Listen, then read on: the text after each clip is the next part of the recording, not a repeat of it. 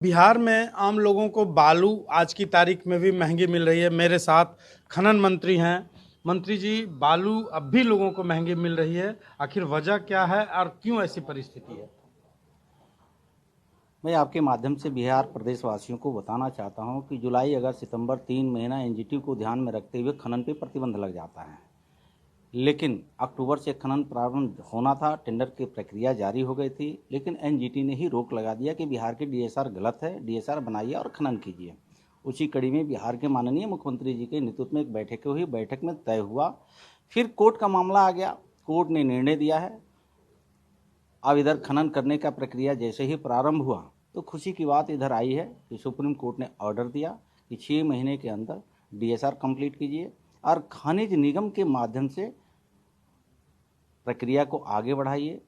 और उसकी खनन का जो प्रक्रिया है, मुझे लगता है कि बहुत जल्दी पूरा कर ली जाएगी। और बिहार में जो बालू के क्षेत्र में कहीं ना कहीं समस्या थी, वो दिक्कत बात थी, और मुझे लगता है कि बहुत जल्दी त्वरित कार्रवाई करते हुए आम लोगों को बालू मुहैया करा दी जाएगी। तो क्या प्रक्रिया, उसके लिए क्या अपनाएंगे?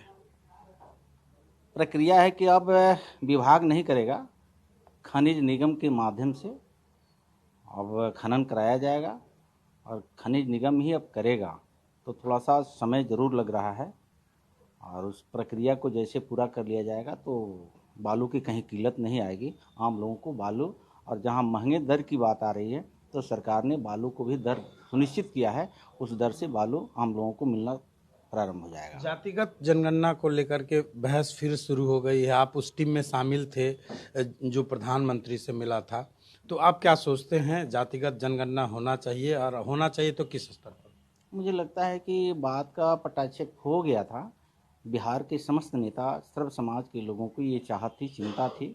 सभी लोगों को आशा विश्वास, बिहार के विकास के नाम से जाने जाते हैं यशस्वी मुख्यमंत्री नीतीश कुमार जी। मुख्यमंत्री जी के नेतृत्व में एक डेलीगेशन गया था, जिसका एक सदस्य के रूप में मुझे भी जाने का अवसर मिला। मैं कोटसप पार्टी के धन्यवाद करता हूँ, केंद्रीय नेतृत्व और बिहार नेतृत्व को, कि मेरे जैसे एक पार्टी के कार्यकर्ता को ये अवसर प्राप्त हुआ। रही बात जातीय जनगणना की, मुझे लगता है कि पूर्ववर्ती सरकार जात के आधार पर राजनीति बहुत दिनों तक चला।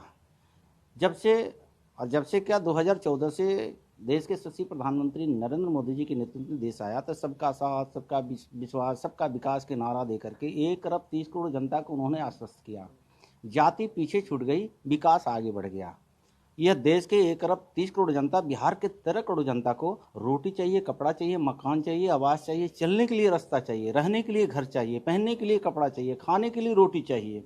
यह सपना महात्मा गांधी जी की था, श्यामा प्रसाद मुखर्जी जी का था, दीनदयाल उपाध्याय जी का था, परम पूज्य बाबा साहब अम्बेडकर जी का था। इन तमाम महापुरुषों को नाम ले लेकर के पूर्ववर्ती सरकार राजनीति किया, और जनता उनको जब मौका देती है तो वो अपने परिवार में लोग विकास कराते हैं। लोग बिहार की और देश की जनता पीछे छूट जाती है। धन्य है देश की जनता, 1 अरब 30 करोड़ नरेंद्र मोदी जी में आस्था और विश्वास रख करके उनको सत्तासीन किया। नरेंद्र मोदी जी देश की सत्ता संभालते हैं। आपने देखा होगा, बाबा साहब अम्बेडकर की सपना हो, श्यामा प्रसाद मुखर्जी जी को, दीनदयाल उपाध्याय जी को, महात्मा गांधी जी को, राजेंद्र प्रसाद जी को, सपना साकार, जो अंतिम पंक्ति में खड़े लोग हैं, उनके घरों तक बिजली कैसे जाए करके सरकार दिखाई है। तो मुझे लगता है कि बिहार की जनता हो, देश की जनता हो, देश के यशस्वी प्रधानमंत्री नरेंद्र मोदी जी या बिहार के यशस्वी मुख्यमंत्री नीतीश कुमार जी के नेतृत्व में खड़ी है। रही बात जाति, तो जाति के अब पीछे छूट गया है, विकास आगे बढ़ गया। अच्छा, किसान बिल, कृषि बिल को आप लोगों ने वापस ले लिया है, तो आपको क्या लगता है कि जो राज्यों में चुनाव होने हैं वहाँ पर जो डैमेज की स्थिति बनी हुई थी अब नहीं होगी? नहीं, मुझे लगता है कि इसमें कोई दम नहीं है। यही तो लोकतंत्र की खूबसूरती है कि देश के यशस्वी प्रधानमंत्री नरेंद्र मोदी जी जो मत देता है उसके भी नेता है, जो नहीं देता है उसके भी नेता है। सबके विश्वास नरेंद्र मोदी जी के ऊपर है। तो ये वोट से नहीं जोड़ा जाए। देश की जनता को, और भारतीय जनता पार्टी के कार्यकर्ता वोट के लिए काम नहीं करता है। हमने पहले भी नाम बताया, श्यामा प्रसाद मुखर्जी, दीनदयाल उपाध्याय जी, बाबा साहब अम्बेडकर जी के घर परिवार कुल खानदान के कोई सदन के सदस्य नहीं है आज, लेकिन उनके अंतिम पंक्ति में सपना था कि जो लोग खड़े हैं, जिनको खाने की रोटी नहीं है, भारत को विश्व को गुरु बनाने के लिए नरेंद्र मोदी जी आगे बढ़ चले हैं। तो मुझे लगता है कि इसको वोट से नहीं जोड़ा जाए। ये 1 अरब 30 करोड़ जनता को जो आकांक्षा की जो भावनाएं हैं उस पर नरेंद्र मोदी जी सुनते और समझते और आगे बढ़ते हैं। तो इसमें किसी को खुश होने की और दुख होने की बात नहीं है। जनता की जो मांग थी वो हमारी सरकार और देश के यशस्वी प्रधानमंत्री जी पूरा करते हैं। बिल्कुल, ये थे खनन मंत्री जनक राम, जिनका कहना है कि कृषि बिल वापस जन भावनाओं को ख्याल में रखते हुए लिया गया है, इसलिए इसको वोट से जोड़ के देखने की ज़रूरत नहीं है। सहयोगी अशोक के साथ रंजीत, ईटीवी भारत, पटना।